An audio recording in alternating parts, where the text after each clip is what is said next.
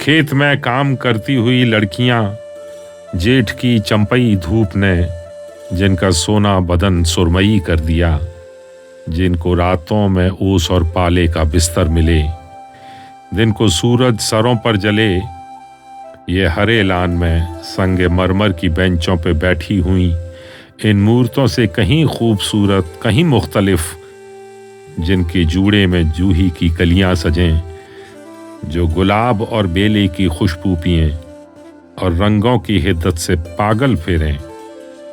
खेत में धूप चुनती हुई लड़कियां भी नई उम्र की सब्ज दहलीज पर हैं, मगर आईना तक नहीं देखती। ये गुलाब और डेजी की हिद्दत से ना आशना, खुशबुओं के जवां लम्स से बेखबर, फूल चुनती हैं लेकिन पहनती नहीं। उनके मलबूस में तेज सरसों के फूलों की बास, उनकी आंखों में रोशन कपास।